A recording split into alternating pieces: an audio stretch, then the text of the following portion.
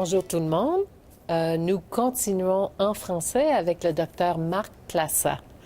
Marc, quand on parlait en anglais, t'as pas eu le temps de finir l'histoire de ton patient ou du patient d'un autre médecin.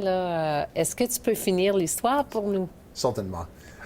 Donc, on avait demandé que ce patient fasse ses tests sanguins pour voir s'il y en avait du dommage à son cœur. Donc, je lui ai renvoyé au labo et j'ai pas reçu des résultats dans environ 6 heures jusqu'à ce que je finisse au bureau. Donc, j'ai pensé probablement tout est correct et j'ai parti du bureau pour y aller au Rogers Video pour chercher une vidéo pour moi et la femme qui est maintenant ma femme. Quand j'étais au Rogers, on en a toujours à ce moment-là, c'était avant vraiment beaucoup des téléphones cellulaires, on avait eu un pager, on était en call. Okay. Et j'ai reçu le page du labo. Je l'ai recontacté.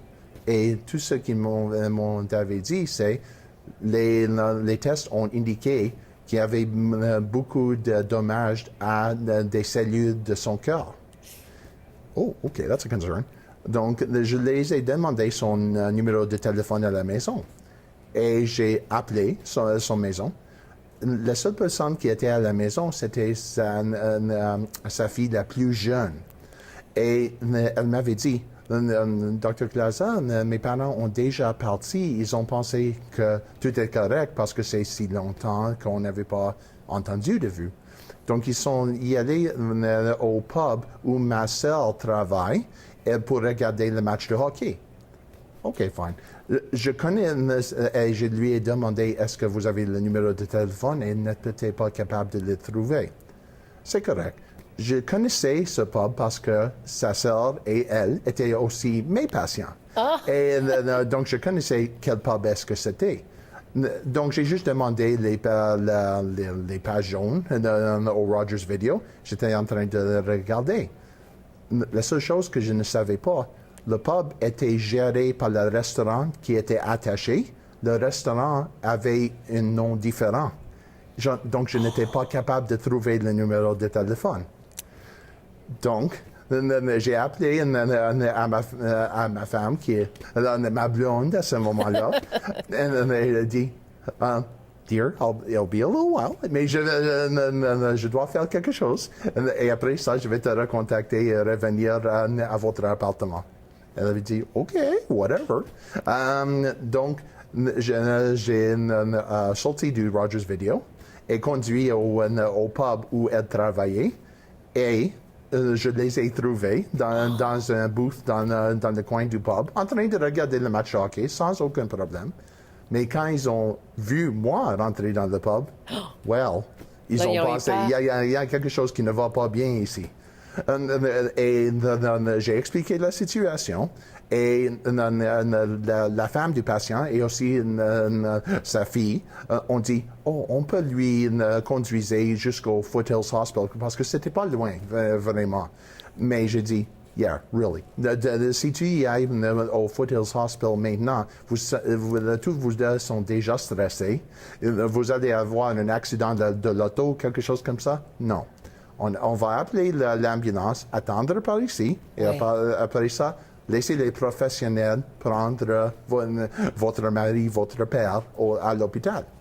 Et c'est ça qu'on avait fait. Et tout va bien. Le monsieur avait marché jusqu'à ce que l'ambulance, il était juste assis dans l'ambulance, et lui ont pris à la Foothills Hospital.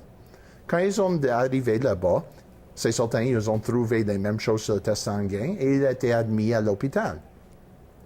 Le soir et après, il avait eu un autre épisode comme ça, mais son cœur avait arrêté de battre. Et thankfully, il était à l'hôpital. Ils ont choqué, retourné le cœur se battre, mais ils ont trouvé la raison. N'était pas une crise cardiaque. Il avait toujours eu un rythme cardiaque qui était un petit peu lent, mais ça c'est devenu pire. Et avec ça, ça a causé tous ces symptômes. La journée prochaine, ils ont mis un pacemaker là-dedans et tout va bien. Et sa femme avait contacté le journal Le Sun Pour raconter l'histoire? pour raconter l'histoire. Donc, je ne savais rien de tout cela quand j'ai rentré au bureau lundi matin. Dans l'après-midi, un de mes secrétaires rentre dans mon chambre et dit Dr. Clauser, il y a un reporter du Sun qui veut te parler de quelque chose really cool that you did.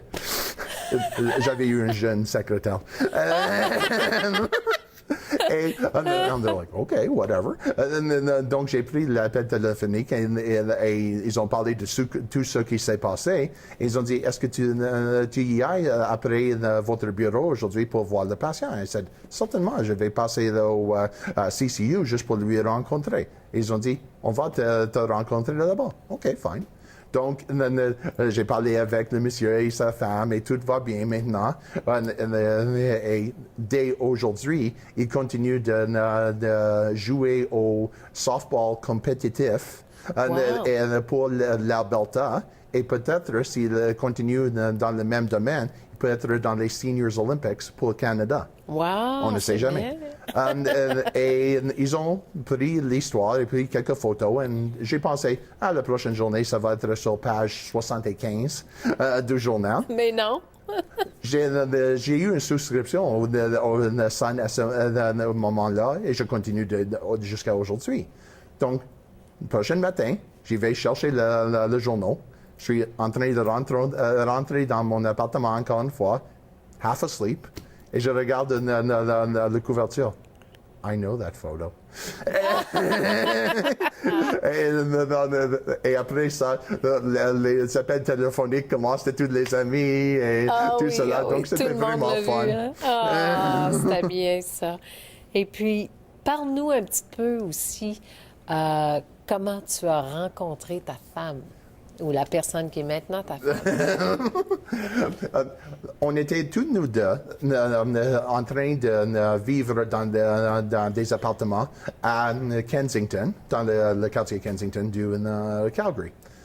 Moi, j'étais là après une journée de travail, en train de juste lire un livre dans un coffee shop, Grabba Jabba, à ce moment-là, au Kensington. J'ai entendu quelques personnes parler en français. Donc, toujours, je regarde les personnes parce que peut-être c'est quelqu'un que je connais, quelqu'un qui vient de Montréal, quelque chose comme ça. Et j'ai vu ma femme en train de parler avec ses amis. So, I busted in on the conversation. et on avait commencé à jaser un peu. Et ma femme vient de Montréal aussi. Oh. Et quand moi, j'étais à McGill et en train d'habiter dans un appartement au centre-ville. On s'est habité à environ 1 ou 2 blocs entre nous autres, mais on n'avait jamais rencontré. Ah, est-ce qu'elle allait à McGill aussi? Non, elle avait fait ses cours à McGill, mais elle était déjà en train de travailler à ce moment-là. Okay. On avait même passé au même restaurant. Mais moi, j'étais avec des amis dans le pub. Elle était dans le restaurant avec ses amis. So, on n'avait jamais rencontré. Mais quand on avait rencontré à Calgary, on était en train de parler, tout cela. On avait échangé des courriers électroniques et des numéros de téléphone. Et éventuellement, on avait eu quelques rencontres et tout. C'est passé assez bien parce que maintenant, nous sommes mariés depuis, au mois d'août de cette année, 12 ans. 12 ans, wow, c'est bien. Et puis, on m'a dit aussi que tu te laissais pousser les cheveux pour une cause... Oui, ça c'était une idée qui était présentée par ma mère et mon frère. Mon frère est oncologiste, spécialiste dans le domaine du cancer, au BC Cancer en Vancouver. OK. Après Cégep, au Québec, j'ai commencé à avoir un ponytail, juste par choix, rien de spécial.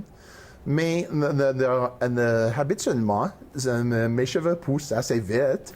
Donc, mon frère avait parlé à ma mère par rapport à ça, et elle m'avait donné l'idée.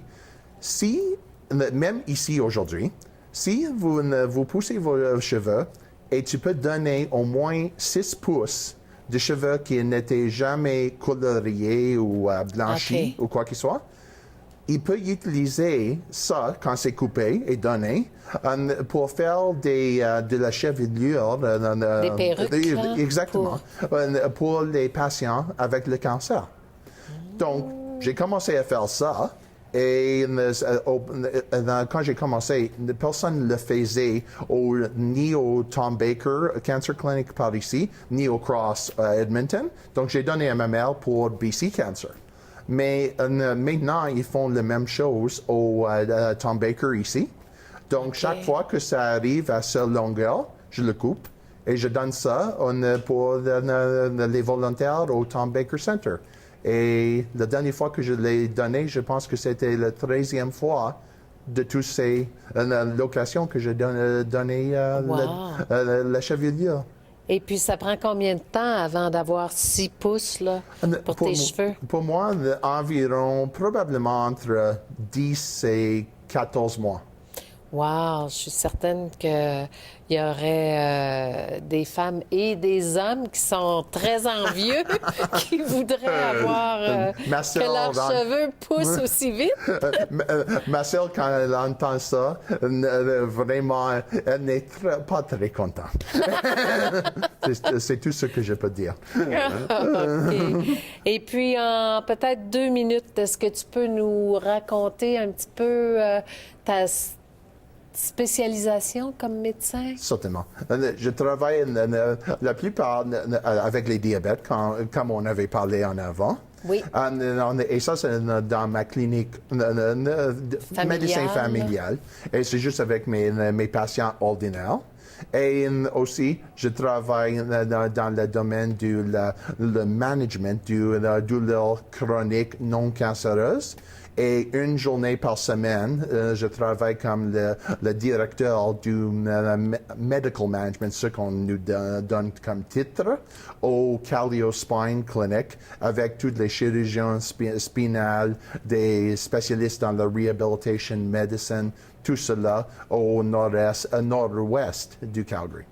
OK. Et puis, tu donnes aussi des séminaires, des sessions d'information. Des congrès pour les autres médecins et aussi des professionnels médicaux alliés dans tous les domaines. Pour le management du diabète, aussi pour le traitement du douleur chronique non cancéreuse. Et aussi, de temps en temps, pour le management et prévention du dommage du rein et de l'hypertension dans les diabètes. Ah, OK. OK, mon Dieu, il ne doit pas rester beaucoup de temps pour faire autre chose? On en a quelques hobbies, disons. Comme tu peux le voir sur ma chemise. Moi et un beau groupe d'amis, quelques-uns qui sont médicaux, quelques-uns qui sont dans des autres domaines du travail. Tous nous autres, on en a des billets de saison dans une suite corporative au Saddle Dome pour des billets de saison pour les Roughnecks de Calgary pour la lacrosse. Ah, ben merci beaucoup d'être venu nous donner toute cette information-là et jaser avec nous aujourd'hui, Marc. De rien. Merci tout le monde d'être à l'écoute et à la prochaine.